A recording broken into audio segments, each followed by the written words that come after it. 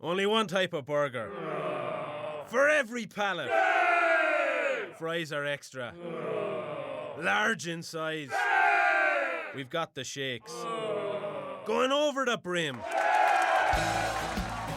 Hey, this is Chris from JCW's. Put a positive, delicious spin on your day at any one of our 5 locations. In Lehigh, American Fork, Provo, South Jordan, or Harriman. JCW's, quality and a lot of it. Celebrating the grand opening of the Bullfrog Spas factory store in Billings. From March 6th to 16th, purchase a Bullfrog Spas premium hot tub or swim spa and receive up to $3,000 off MSRP, plus a free essentials accessory package. Bullfrog Spas' patented and customizable jetpack therapy system allows you to choose your desired jetpacks for optimal relaxation and pain relief. Visit our new showroom in Billings today or online at bullfrogspas.com. Strap yourselves in, folks. From 2 guys who have covered the teams you're passionate about for years. We are professionals. This is Jake Scott and Ben Anderson on 97.5 The KSL Sports Zone. Jake and Ben, 97.5 The KSL Sports Zone. Jake Scott, Ben Anderson, thanks for making us part of your NCAA Tournament Friday. How's it going over there, Ben? Doing well. How are you? Doing all right. I heard yesterday went really well. Thanks to David James for doing a dang super day.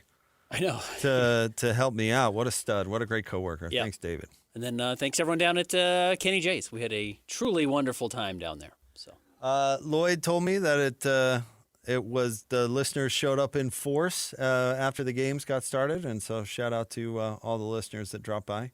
Well, it's great food, and it's an easy place to get to. Even wherever you are, you can get down there, even if you're in downtown Salt Lake City, in 20 minutes. So, and it was kind of a wild day yesterday in the basketball world. Yeah. We can get into the Jazz game a little bit later, but my 4-year-old was looking pretty good because she had picked Sienna.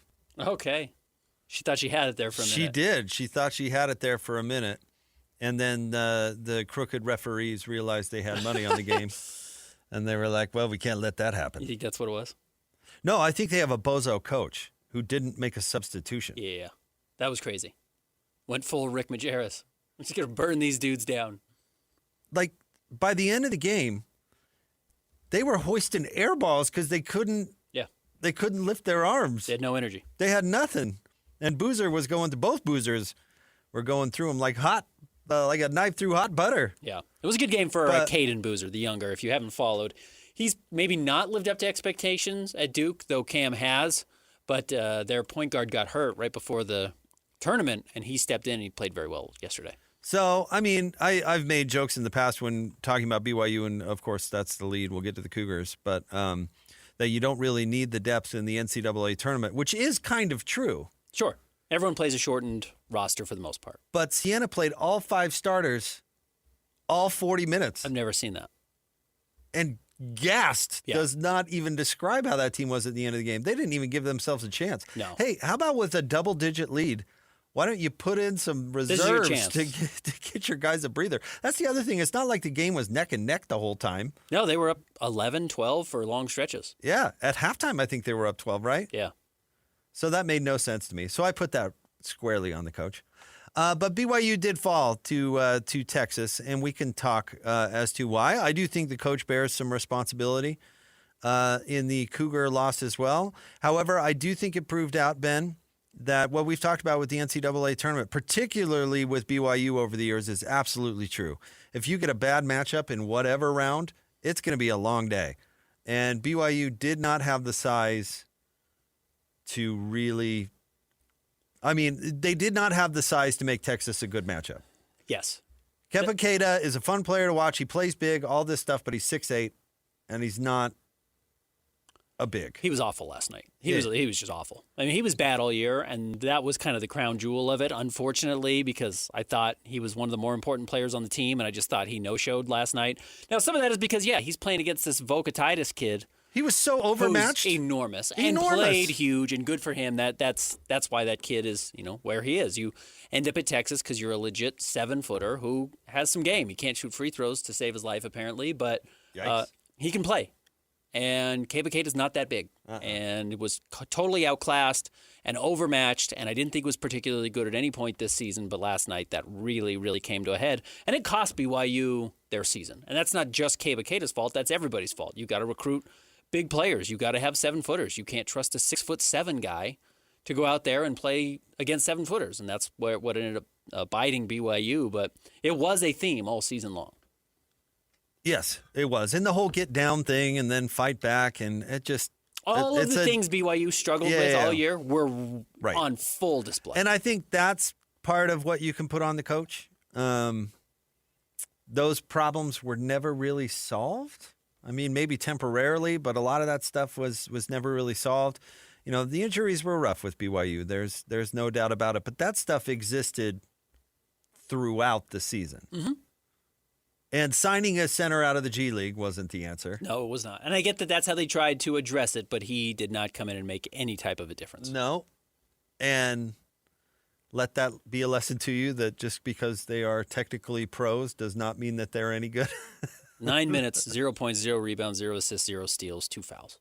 Just absolutely getting Emptiness. a little bit of cardio out there. Yeah, absolute For 9 minutes. Emptiness. So, you know, I think it's unfortunate, and I saw on the Snapchat or Snap Talk, whatever we're calling it, you know, people saying, this is a failure. I think our guy Kevin Graham had a particularly spicy take.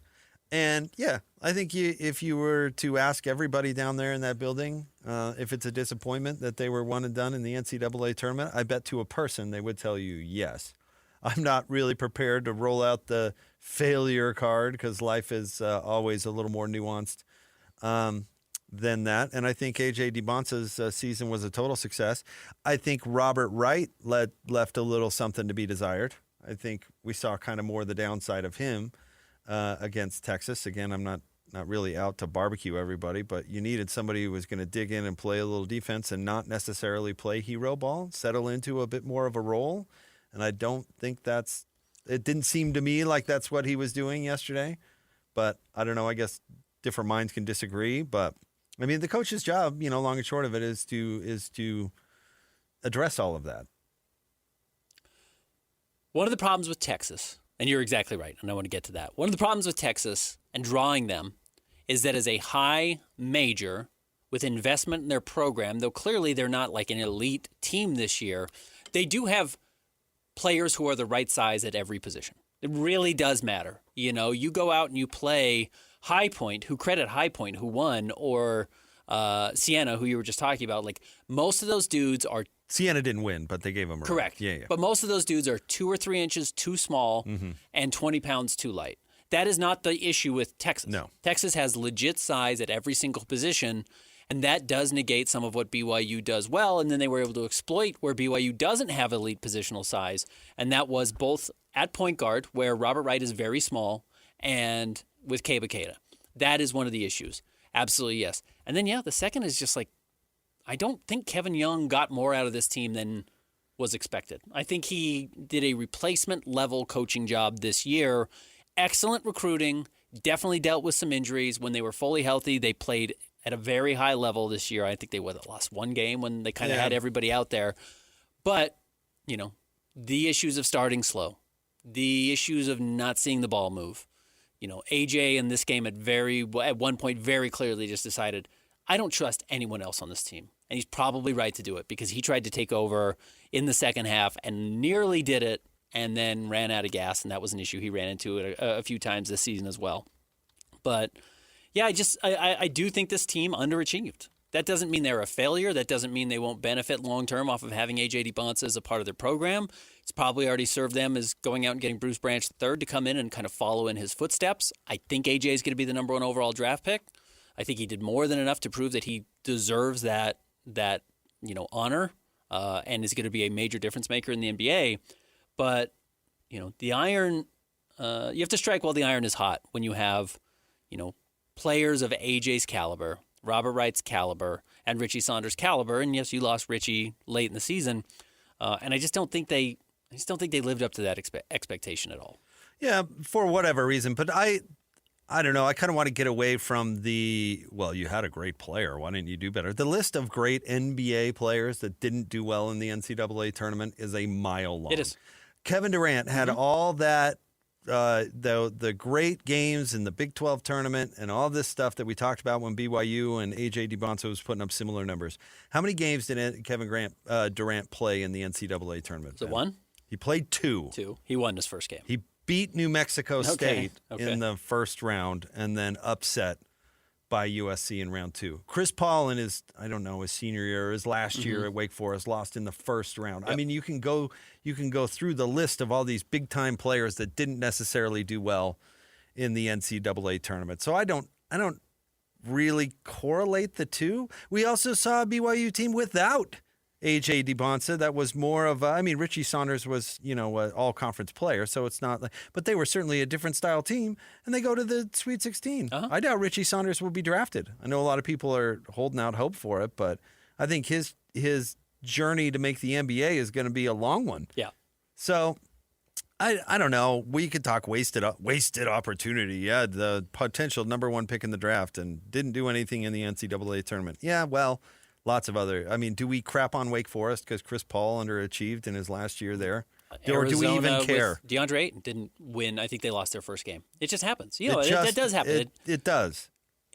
But look, this does go back to our very first conversation as the college basketball season was starting, because I remember this very distinctly, sitting in this chair and saying, there are a lot of plates spinning right now for Kevin Young. Which one is going to fall? And you can probably have good young players, and you can probably have a team that wins in the tournament. It's hard to do both. And that proved to be true. He has the best young player in college basketball. A.J. DeBonsa is as good, if not better, than Cam Boozer at the college basketball level right now. Can you have that player show him off the way they did? And I don't even think they built the program necessarily just to highlight his strengths the way, Rutgers did last season with Dylan Harper and Ace Bailey. But can you have a player lead the league and lead college basketball in scoring, do a little bit of everything, and still win in the tournament? That's really, really difficult to do. And we have always seen that actually in college basketball. It's why I actually think John Calipari has become very underrated as a coach, because everyone says, well, he can't coach, he just recruits. It's like, well, a lot of other teams recruit and can't win with those guys at all. And at least John Calipari usually wins a couple of games in the tournament. And Kevin Young didn't do that this year. Now, he did it last year. So I'm not saying Kevin Young is incapable of doing it. This is early. He's the right guy for the job. I think BYU is lucky to have him. And I think, going forward, he's going to win more. But he's learning how to do this. And trying to build your program around a one-and-done player does not leave you a lot of wiggle room to work on chemistry, to survive injuries, or to, build year after year. You don't have that inherently with a guy who's only going to be at your college for one season. It's hard to do. Well, who's playing today? Dallin Hall's playing for the University of Virginia today, and he's not their star, but he plays a pretty key role on their team. Maybe they got the balance wrong. The idea is to have a young player with a traditional BYU team that is get old, stay old. Well, they let a lot of pieces from last year's team go. Yeah. Now, did they have to do that to have the resources to get the star young player? I don't know, but that's an interesting convo. Yeah, absolutely. How much do you carve into, what makes BYU a success, or certainly made them a success last year, do you do to add the headliner young player? Because the idea was always the balance between the two and pulling off what few teams have ever pulled off and kind of going into uncharted waters, which I love the concept. Absolutely. And if BYU can pull it off, it's great.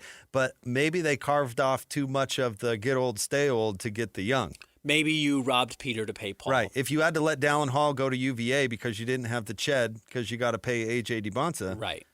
I'm not saying don't recruit A.J. DeBonsa necessarily, but maybe you've got to rethink that calculation.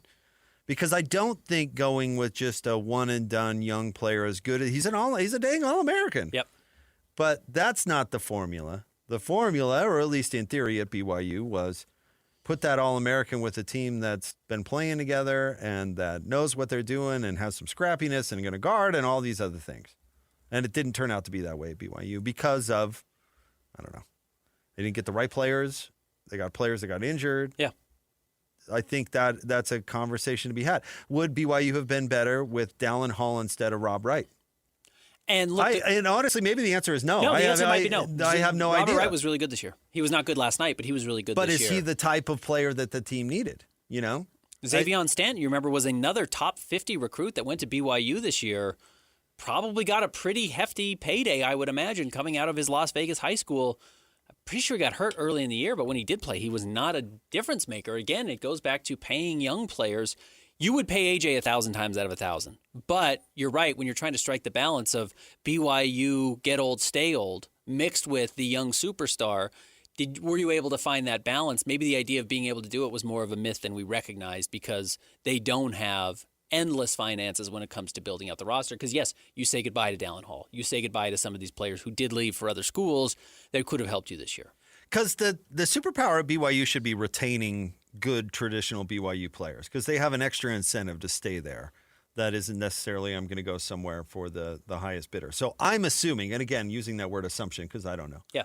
But I'm assuming Dallin Hall went to UVA because they didn't want Dallin Hall anymore. I think that's a safe assumption, but I do not know. And I'm sure they wanted Dallin Hall, don't get me wrong, but they were going to use those resources somewhere else. Yeah. And it's not just a scholarship. It used to be like, oh, we're going to use that scholarship somewhere else. Right. It's going to use those resources somewhere else. And so, you know, if you want to chalk the failure up to a lack of depth, I'd listen to it. A lack of bigs, I'd listen to it. But why were those things? I don't think the depth was as harmful as the way the team was built, as the construction. Does that make any sense? Or at least against Texas. Certainly against Texas. I think if they have anybody with any sort of size against Texas, I think that is an entirely different game. But you have the center can just rebound his own ball Every time. until he makes it. Yeah, it was the Houston Rockets offense, which is we just get the most offensive rebounds, and we're going to get a putback at 2 feet away, and that's going to score 70% of the time. Yeah, he may have to take 4 cracks at it, but he's going to get 4 offensive rebounds, and he is going to score. I mean, it's like playing basketball against Hans Olsen, which I have the pleasure of doing. I mean, Kepakeda could have had a quote-unquote good game, but he's a 6'8" guy trying to compete against how big is that guy from Texas? 7'1" I'm sorry. at least. I struggled. Vogatitis. I struggled with his name listening to it on the television. He had 16 rebounds. 9 of them came on the offensive glass. He's a monster. Yeah, he's a big dude. He's a monster. BYU didn't have any. BYU could have used just a big stiff to stick in the middle. Mm-hmm. You know? Yeah. Well, ironically, so we're talking Dallin Hall. We're talking all these different things. And, you know, the answer that BYU probably needed all along was modest Vogatitis. And this is a kid who was at, where was he, South Florida last year? I'll pull up where he played last season. But, yeah, that's actually the guy they needed. He was at Florida Atlantic last year. Like, that's probably an available dude. He averaged 10 points and 5 rebounds last year. Like, that's a transfer portal guy that Texas obviously went and invested in. Maybe going forward, that's where BYU needs to start looking, which is we have to have the right size at every position to fit next to our superstar young player. It doesn't necessarily have to be, you know, a superstar player that's transferring in, but having the guy who's the right size at the right spot would have been really meaningful last night. But I do love it that Kevin's out there with the hot take trying to paint it as a failure. And it's like, yeah, no kidding. They were a top 25 team all year long, and they lost in the first round. Yeah, they were upset. It was a disappointing ending. I don't think anybody would argue with you, but simply blasting away, I think things are a lot more nuanced. And if I'm Kevin Young, who's still a young head coach, I'm learning a bunch of lessons from that, which I'm sure he is. I also, and we also, don't know, and it's probably case to case, but it may lean one way or the other. I don't actually know how much these one-and-done players care after their season ends because they just go on to the next thing. Like, AJ could be very sad today, and then tomorrow he goes and gets his pre-draft workout crew together and starts working towards his next $10 million contract. You know, like, this stinks. This is hard. I'm sure it's never fun to lose. He's a competitor. I thought he really poured his soul into this team this year, and I was really impressed by that. But he always knew this was going to be a one-and-done thing, and then you just move on to the next thing. So along those lines, it's like, you know, fans might be frustrated by it. Some of the players might be frustrated by it. Richie Saunders' career is over. He's probably frustrated by it. But some of these one-and-done guys might just be ready to move on to the next thing. Like that's also the nature of this business for these players. The college basketball is a hurdle. It's not even a stepping stone. It's not even a springboard. it's something in the way of you getting to your actual goal. And I don't blame young players for feeling that way. By the way, BYU's former coach might be in some trouble.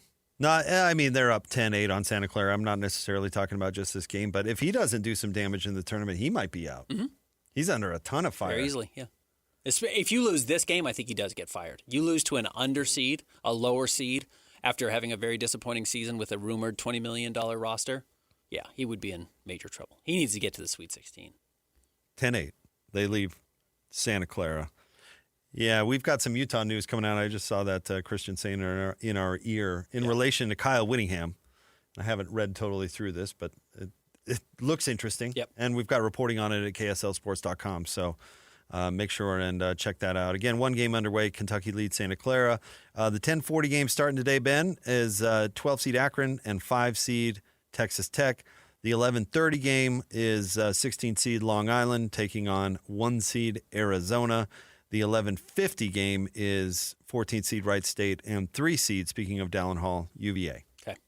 There you go. How's Vautech? Not playing.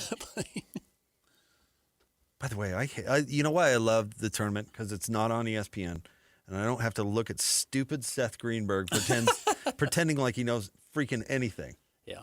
By the way, speaking of people who look like they knew something, how about Christian wearing glasses today? This dude, freaking dweeb, but he looks smart. That's what Lloyd said yesterday, too. Yeah. He walked in, he said, wow, you look smart. Well, make you full-time, and all of a sudden you get glasses. We'll get to the Utes. Does for you.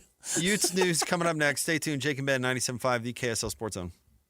Who's got it better than us? Nobody! Your home for the best sports coverage in Utah. You're listening to Jake Scott and Ben Anderson on 97.5, the KSL Sports Zone.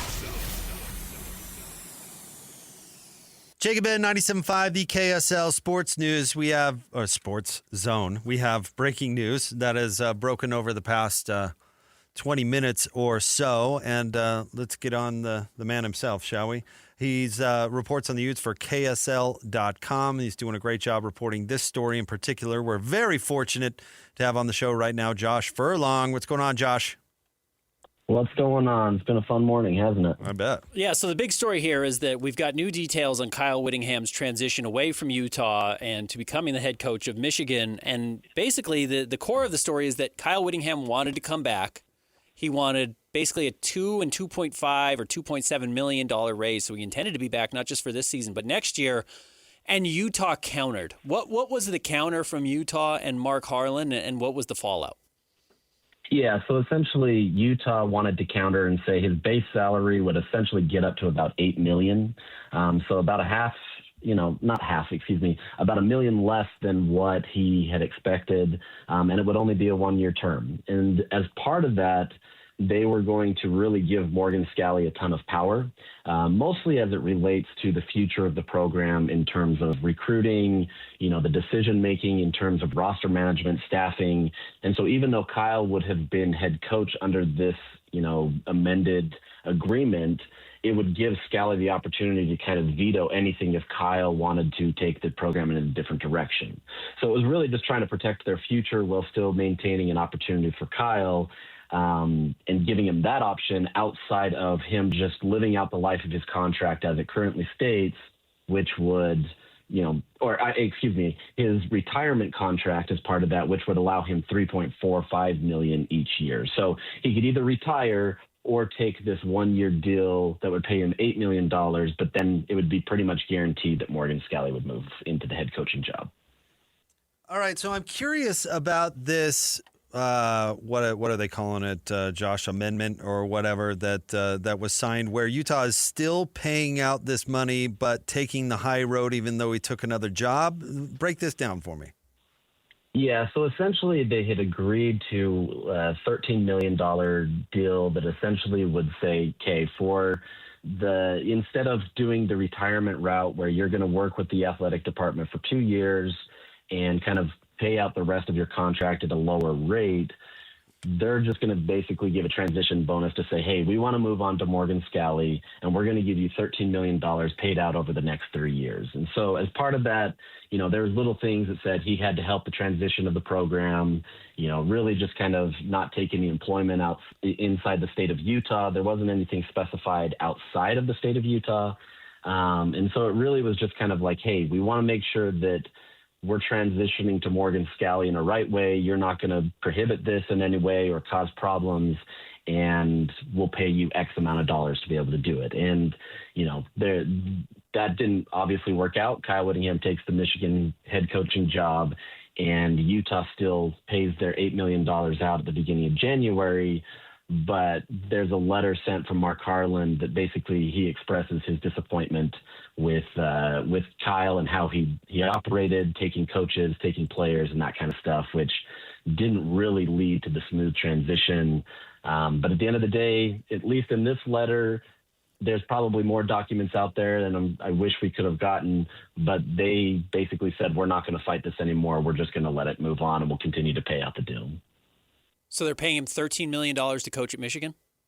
Yep, basically. So he gets $8 million. He got $8 million in January, and then the last part of that $13 million will be paid out next year and then in 2028. So kudos to Whittingham for getting $13 million from Utah while still getting paid a hefty salary at Michigan. All right, Josh, this is less of an objective question, more subjective. How are Utah fans going to view this, both for Mark Harlan and for Kyle Whittingham, and including some boosters?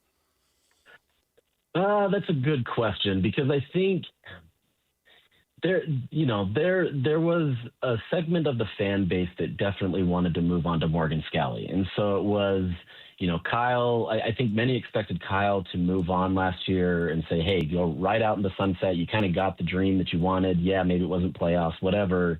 And so there was a lot of people that wanted to move into the Morgan Scally direction. Well, there were still some donors and still fans that wanted Kyle to stay as long as he wanted. You don't push out a Hall of Fame coach, especially after having an 11-2 season. So on one hand, you're going to have some people that think that Mark Harlan didn't do the right thing in paying a Hall of Fame coach and kind of pushing that along, whereas others kind of wanted to rip off the Band-Aid and say, hey, let's go to Morgan Scally. So, I don't know that there's like a right answer here. I mean, I know obviously there's frustrations in the way that Kyle Whittingham handled it and taking the coaching staff and obviously not helping in the smooth transition. But at the end of the day, Utah has to kind of look at its future, right? Like, we talk about this as a business, and you kind of have to figure out where your path is. And Utah identified Morgan as that path forward. Whether right or wrong, remains up to interpretation. But I think that's how they view that. Now, look, I mean, obviously this feels like a tough situation for Mark Harlan. And, if it backfires, let's say Morgan doesn't live up to the expectations, this looks even worse on him. So, it's a tough situation. I don't know that there's an easy answer here, but I think, depending on whichever angle you're looking at it from, you can kind of find your own fodder to kind of make this a situation that is frustrating for you, if that makes sense. I'm curious for your opinion on something with this, Josh, because I do have some sympathy for Mark Harlan in this way. And you've seen The Godfather 2, right? You've seen that movie? It's been a long time, but yeah. Yeah, okay. So Hyman Roth, one of the bigwigs, is retiring, and he's handing out all his interests to all these gangsters, right, including Michael Corleone. And when they discover that he's basically betraying them, Michael says the old man thinks he's going to live forever. Right, it's kind of a line. All these geezer coaches think they're going to live forever, and they set these marks like, oh, I'm going to retire here, and then they never do. Bobby Bowden was 105 before he stepped down at Florida State, but Kyle Whittingham made a comment like, oh, never mention your retirement, or I'll never make that mistake again. He did more than that. He put it into his contract. He had provisions in his contract about retirement. And you act like a coach in waiting thing is all, well, Utah just named that. Kyle Whittingham was all on board, including letting Morgan pick the offensive coordinator last year. All this stuff. It's not like he was, in my opinion, an innocent caught off guard, like what? I mean, he was an active participant in that. And then I understand him kind of going back and saying, oh, wait, I'm not done. And in fact, I want some big dough. I understand that. But can you really be bitter when the the university was planning on turning the page. Does that make any sense? I'm curious to your opinion on like that overall, because I do feel a little bit for Mark Harlan, who would appear made plans on what to do with his football program, and then it got off the rails. No, I think you're completely you're right, exactly on the right path, right? Like I think Kyle Whittingham did himself more dirty than anybody else, right? In the sense that he set this up, right? And I think he truly believed that he was going to retire in a few years, and he wanted to be able to, make that path forward when he set up this Morgan Scalley coach in waiting option. And so, he created this opportunity because he wanted Morgan to be able to stay invested. He wanted him to stay. Morgan was getting interest from USC. He was getting interested in, from other programs around the country. And so I think this was a nice incentive to say, hey, my time as a head coach is obviously going to come and go. We want to keep you going with this. You're obviously a Utah man, that kind of stuff. Now, like you said, as part of that, he wrote it into his contract. He talked Morgan Scalley up. He involved him in all of his decision-making. Like, what else are you expected as a university to expect if, you're doing all this, you're saying all this, even going into the last 2 years, everybody's expecting Kyle Whittingham to retire. There's nothing about the way that Kyle operated that didn't lend itself to him going into that retirement route. Now, sure, he has the opportunity to say what he wants. He still had 2 years left on his contract, but every indication was that he was pushing in that direction where he was going to retire until that last week where he decides to say, hey, actually, I have no intentions to retire. So it's tough. I understand the university and the problems that they have, but it's tough, too, from that same look of saying, we've got to move on. We've got to kind of move on to the new era. You're seeing college football, especially, is transitioning to a lot of these younger guys, getting in some new fresh blood. You kind of get stagnant a little bit with 20 years of the same guy. You kind of have to advance. And if you hold on too long, does that do more damage to the program? Does that do more damage to the donors? And I think that's ultimately where Mark Harlan wanted to go. And that's why he's not willing to go up to $9 million. Whether it's, $8 or $9 million, I don't think that's a huge difference when it comes to coaching salaries. I mean, let's be honest, to us, it's probably a huge difference. But whether it's 8 or 9 is not a big difference. And if Mark really wanted to get there, he could get to $9 million.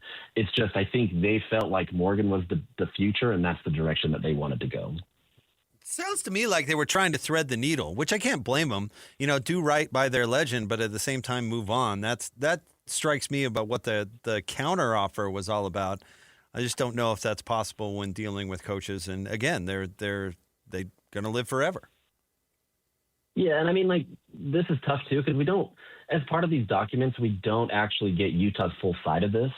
We get, Kyle's agent and what they're requesting, and it just says, hey, as we've discussed, but we don't actually get Utah's side of this. So there may be more things here where maybe Utah was playing more hardball than was reported, right? And that's the frustrating thing to me is I want the full documentation, and we don't have all that. And so there's aspects of this that's still kind of unknown, and Utah's obviously giving us some documents that help, but we're not fully there yet. And I don't know that it's fully going to matter. At the end of the day, these two parties broke down.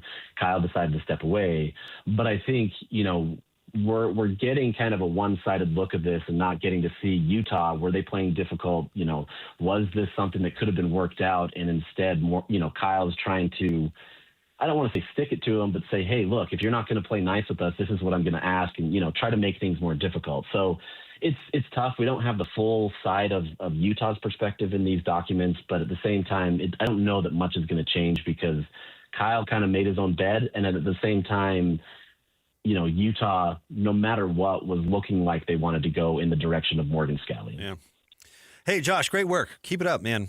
Thanks for jumping on with us. We really appreciate all the info, and we'll chase everybody over to KSL.com for more. Thanks, Josh. That sounds good. Appreciate it. All right, there you go, Josh Furlong, and does have a really good write-up. I've got it right in front of me at KSL.com for more info on this. This is, it's kind of funny about this is that we know about it, that they're putting it out there. Utah's fighting back in a way. I don't know if that's the smart move, but they are hitting themselves in the face with a pie and then saying, "And we're fighting back." What? I don't think this is them hitting themselves. How is it hitting themselves in the face with? They're paying Kyle Whittingham $13 million to coach in Michigan. End of story. And that's his right. That's in his contract. And look, I get that Witt put them in a difficult spot by coming back and saying, I want $4 million more over the next 2 years, and I want a bigger investment in my NIL, and you've got to give that to me. And they basically countered by saying no. They said, we'll let you coach for one more year, but you're going to be neutered because we're going to give Morgan Scalley all the power. And Witt said, nope, I'm not interested in that. And so they had to part ways, and maybe Witt wasn't going to put them in a spot where he was going to be able to be retained. But regardless, at the end of the day, they are cutting Kyle Whittingham checks to go coach at Michigan. I think, while that's 100% true, I'm not disagreeing with that necessarily. I think they made that agreement in order to do right by their legend coach. They didn't want Kyle Whittingham as their coach anymore. They didn't. Why? I mean, that's what Furlong was talking about. Why? I'm not making the decision. That's the question, though. That's how are they hitting themselves in the face with the pie? They told their Hall of Fame coach to hit the road so they could get the next guy, which is fine. But A, Morgan Scalley better be absolutely dynamite now.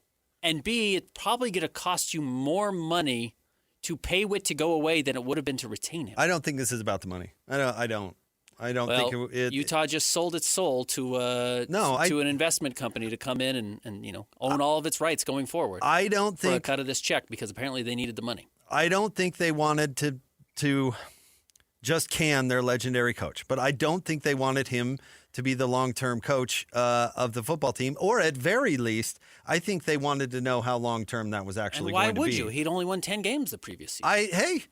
It's not my decision, but that's what you can read into this. That's what Josh just said. And I think it's moronic. There's a segment of Utah, their athletic department, their boosters or whatever, who wanted to move on from that coach. It would not be the first time. And in fact, I brought up Bobby Bowden. Florida State should have fired Bobby Bowden 5 years before he retired. Mm-hmm. He went from a powerhouse program to an also-ran in the ACC because they let him hold on for so long. That was the same thing at Virginia Tech. Now, what do you do after that legend? Now, that's a different story, and that pressure is on Morgan Scalley. But it's not like letting Frank Beamer hang on for 5 years too long did him any favors. So, I don't know. Chasing off a guy who won 10 games or whatever, I think it's more complicated than that. Nor do I think Kyle Whittingham was untouchable. In what way? I don't think he can just write his own check and decide how long he's going to stay. Yeah, maybe no coach can. And plus, they didn't fire him after a 4-win season, which they absolutely could have done. Uh-huh. But they did right by him by saying, we don't want you to go out like that. And like that. And they delivered on it. And then I think all these things that we're finding out today is Utah screaming that we tried to do right by this guy, and he's the one who left. And they're paying him all this money because he found the loophole or whatever and took another job. But they're going to take the high road. I find Mark Harlan's statement really fascinating, if not a bit unnecessary. I find it pathetic. Yeah. I think completely pathetic. Yeah, unnecessary is the word I'm going to go with. But he wants to point out to everybody that's going to listen that they are taking the high road. That they are the victim. They are going to pay out this money even though they were not treated correctly. I think that'll work. I think that's what these. That's a good angle for Mark Harlan to take. Yeah, I'm the victim in this situation. Is not going to work for him. Well, nobody likes him already. He certainly doesn't like being portrayed as the perpetrator. So I think he's trying to fix the narrative a little bit, which is probably impossible. But like I said, I do have some sympathy for him in this situation. How are you supposed to plan and figure out what you're going to do with your football program if it's just kicking the can down the road over and over again? It's the total lack of understanding of what he's doing. And it's crazy to me that the most creative thing Utah felt like they could do is keep Morgan Scalley around. Like, why? Why are you so married to Morgan Scalley? And look, maybe Morgan goes and kills it. I hope he does. Good programs in our state are good for us. So I hope Morgan does absolutely kill it at Utah. But how uncreative is it to say our only option is the defensive coordinator that's been here? That's it. You were married to that decision, and it put you in this spot right here where when Witt said, oh, I actually want to stick around for 2 more years, and I'm happy to be here, and he has the contractual right to do that, he informed Utah by the standards of his own contract that was his plan, and they said, no, we want to give you $13 million to leave. What? That doesn't make any sense to me. Well, no, they wanted to give him $8 million to stay, but only for a guaranteed year, and then he was out. That, it's in the language that he would have to be gone, office cleaned out by February 1st. So it wasn't they wanted to give him 13.5 to leave. They wanted to give him 8 to stay plus the 3.5 retirement thing that he had worked out. That's what they wanted. He said no. They renegotiated. Okay, fine. Here's a bonus, and they called it something else, not a salary. Here is a bonus to go away, but go away nice. And he said, okay, signed it. Said, I'll go away nice. I'll help with the smoothing. That's what Harlan is complaining about. And then you heard Josh mention the loophole that it was in the language that he could not coach in Utah. So he went outside of Utah. So now instead of Utah fighting it, which they probably could under grounds, and this is what Harlan says, under grounds of he's not helping smooth anything with Utah, quite the contrary. So he could go to court and say, we're not going to pay you any of this because you're not living up to your end. But they're not. They're just going to say it's better for all of us if we all just move on. Please move on. And by the way, Kyle Whittingham is talking about Utah like every dang day. He crapped on Utah 2 days ago, saying, it's nice to have these stud running backs because, man, you should have seen the clowns I was coaching at Utah. Oh, it's a luxury to actually have people who know how to play football. I'm sure that irritated Utah. So I think he's telling everybody to move on. I think people are going to be telling him to move on soon. Maybe. Well, it certainly, where I'll agree with you, is it's now directly correlated with the success on the football field of Morgan Scally. I mean, they are now linked hand in hand. It's just another debacle. Stay tuned. We'll have more coming up next. Jake and Ben, 97.5, the KSL Sports Zone. The sports you love, the teams you can't live without. Get a sense of urgency! This is Jake Scott and Ben Anderson on 97.5, the KSL Sports Zone. Jake and Ben, 97.5, the KSL Sports Zone. We had some breaking news get in the way of top 3 stories today, but we still want to mention our friends at J. Brooks Jewelers. Cherish your love with J. Brooks Jewelers. Explore their expertly crafted engagement rings made from the finest materials. By the way, I did want to clarify where all this info is coming from. It's all, we're talking about Utah, a bunch of documents released. This is all, what do we call it here, Ben? It's GRAMA here, right? Not Freedom FOIA? of information, yeah. Well, it depends on the state. Yeah, same thing. So here I think it's GRAMA. DUI, DWI. Yeah, I know, but, I'm going for accuracy here. But freedom of information stuff. On our show? So that is why all these documents are coming to light now. Although, obviously, Mark Harlan's statement is in addition to that. This feels like a Friday news dump during the NCAA tournament to me. Yeah, there could be something to that. It's definitely that. Well, this is a horrible look for Utah, regardless of whether or not Kevin Harlan's hands were tied. Kevin Harlan? Mark Harlan. Shout out Kevin Harlan. Mark Harlan's hands were tied. This is just a terrible look. I would believe that Utah would like to move on. Yes, I would believe that. So if they're going to throw it out on a Friday during the NCAA tournament, that's probably because they are eager to move on from this whole thing. But I do think that that's where this all started, is I think they were somewhat eager to move on from Kyle Whittingham. And then the question has to be, why? He's not the perfect coach. He is not Frank Beamer. Correct. Maybe they thought Morgan Scally could do a better job. I hate 10-win teams as much as the next guy. Do not get me wrong. But I kind of thought Whit seemed to have a knack for this whole thing. But that was the idea, was he was going to come back and have a good season and then go out on a positive note. That's why they brought him back in the first place. Well, it sounds like it was up to Whit. It's in his contract that it's up to Whit. And a contract they agreed to. So why'd you agree to that contract? Why'd you give him that deal that it was up to Kyle Whittingham? Why give him the coaching option? But he wanted more. Great. That was what you agreed to. I don't know. Whit was great at Utah. I don't think he was the perfect coach. Of course not. Nobody's a perfect coach. You're now making Morgan have to be more perfect than he would have been otherwise. Yeah, well, that is certainly true. But I think they were trying to do right by Whit in a difficult situation. I do think there is some of that there. I'm not defending Utah, saying that they've behaved perfectly through all of this. This is ugly. I just saw Stuart Mandel tweet out, hey, we knew it was ugly, the divorce between Utah and Whit. Now it's being confirmed. That's nobody's ideal.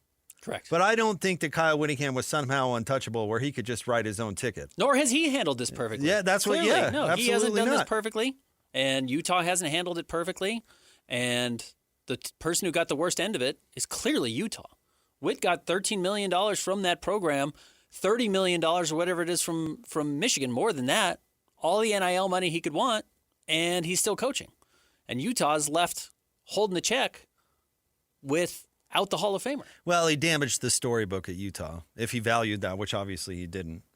But he absolutely damaged his legacy at Utah. And kind of continues to do so. And honestly. Utah's reputation is really damaged. So this is bad for Utah. I don't think it's like he's coming out of this thing smelling like roses. But if you look at his bank account, sure, yeah, he's the winner. And if he wins at Michigan, then what nobody if he will care. loses at Michigan? Yeah, it's very possible. Rich Rod went from the world's hottest coach to an absolute bozo because he didn't win at Michigan. But also what he did at West Virginia doesn't make sense at Michigan. What Witt does at Utah makes total sense at Michigan. Does it? Because it seems to me that they don't throw the ball under Kyle Whittingham. And I don't know how that's going to go over at Michigan. Well, they've got a dual threat quarterback right now who's going to be happy to run the ball. So, well, we'll see. I don't think it's a guarantee that he has success at Michigan by any means. And I don't think he's going to win a championship.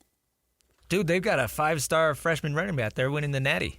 Yeah, I mean, the clowns like Zach Moss that he had at Utah were, I mean, obviously insufficient. And by the way, you know what particularly bugged me about that? And I know that we have Nick Olchek coming up next.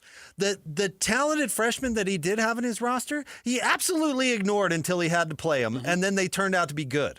Zach Moss didn't play for like the first 5-6 games of his Utah career, and everybody's like, where's this dude? They did not diagnose a lot of things well during Witt's era. At that position in particular. But quarterback, it was an issue. Wide receiver, it was an issue. Yeah, they made those mistakes pretty often. All right. Nick Olchek's going to join us next. We'll talk some Mammoth hockey. Stay tuned. 97.5, the KSL Sports Zone. Deadlines move. Plans change. And sometimes opportunities pop up out of nowhere. When you need branded gear fast, 4imprint is ready to deliver. 4imprint offers hundreds of promotional products in their 24-hour category. Everything from custom apparel, bags, and drinkware to writing tools, trade show staples, and high-tech gear. At 4imprint, it's not just about speed. It's about doing it right. Your logo is printed with precision, your order is packed with care, and it all ships out fast. And with their 360-degree guarantee, you can be confident it'll show up right on time, just the way you planned it. That's the certainty of 4imprint. So if you're prepping for a last-minute event or jumping on a big opportunity, you don't have to settle or scramble. With 4imprint, you get fast, reliable service and peace of mind built right in. Check out their full 24-hour selection at 4imprint.com.